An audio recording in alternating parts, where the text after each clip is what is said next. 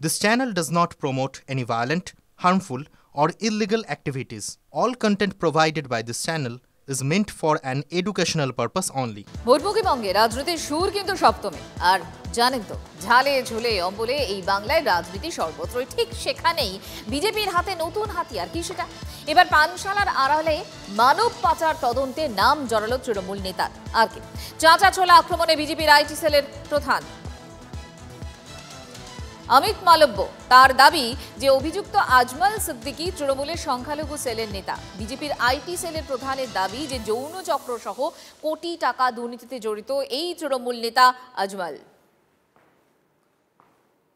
ভয়ঙ্কর অভিযোগ বিজেপি নেতার অমিত মালব্যর খোঁচা যে তৃণমূলের শীর্ষ মহল কিছু জানে না এটা তো বিশ্বাস করা যায় না।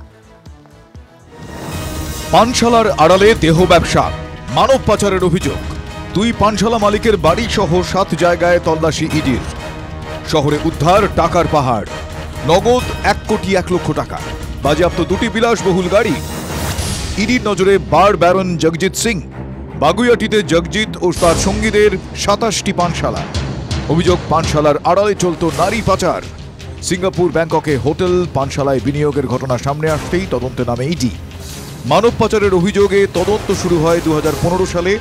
পরবর্তীতে তদন্তে নামে এনফোর্সমেন্ট ডিরেক্টরেট পানশালার আড়ালে দেহ ব্যবসা নারী পাচারের অভিযোগ মহিলাদের চাকরির টোপ দিয়ে যৌনকর্মী হিসেবে ব্যবহারের অভিযোগ অপরাধে অভিযুক্ত জগজিৎ সিং বিষ্ণু মুন্দ্রা আজমল সিদ্দিকীর নাম সামনে আসতেই তেড়ে ফুড়ে ময়দানে বিজেপি অমিত মালবীয়র দাবি অভিযুক্ত আজমল সিদ্দিকী তৃণমূল নেতা একদা তৃণমূলের সংখ্যালঘু সেলের পদাধিকারী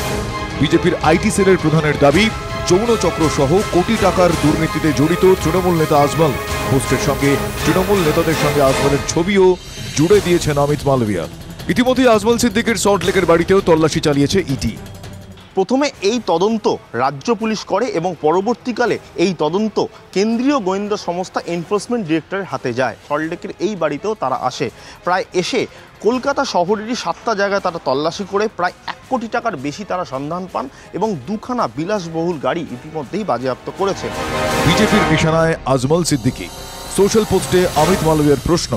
তৃণমূলের শীর্ষ মহল কিছু জানে না এটা কি বিশ্বাসযোগ্য নারী পাচার দেহ ব্যবসার অভিযোগে নাম জড়ালো তৃণমূলের মাইনরিটি সেলের নেতার নাম বলতে হবে না প্রথমে প্রসঙ্গ এড়িয়ে গেলেন তৃণমূল মুখপাত্র কিন্তু এখানেই থামলেন কই তৃণমূলটা না একটা সমুদ্রের মতো একটা বিরাট দল তার এত মূল সংগঠন শাখা সংগঠন গণসংগঠন আপনার দলের এক্স সম্পাদক আজকে মেয়ে পাচারে ইডি তাকে ধরলো আপনার দলের যুব নেতা আজকে আইন কলেজে গিয়ে মহিলাকে ধর্ষণ করে আজকে দুর্গাপুরে আপনার তৃণমূল পার্টির সাথে যোগ তৃণমূল পার্টির মেম্বার সে আজকে গণধর্ষণে তার নাম যায় মানে সেখানে কোথাও কাউকে মানে এগুলো নিয়ে এইভাবে মানে কোনো ঘটনা ঘটলেই তৃণমূলকে জড়িয়ে দেয়া এটা খুব কঠিন মানে এটা হয় না যদি কেউ কোনো অন্যায় করে থাকে সেটা তো আইন আদালত তারা দেখবে আপনার সরকার আপনার পার্টি বাংলার মহিলাদের আমরা শুধু শরীর সর্বস্ব আমাদের কোনো মাথা নেই মন নেই ওপিনিয়ন নেই এরকম একটা ইমপ্রেশন আপনি বাংলার মানুষকে দিতে চান এর জবাব মহিলারাই 2026-এ আপনাকে দেবে 26-এর ভোটে বিরোধীদের ইস্যু রাজ্যে নারী নিরাপত্তা সেখানে মানব পাচার তদন্তে আজমল সিদ্দিকীর যোগ বিজেপির হাতে নতুন হাতিয়ার তুলে দিল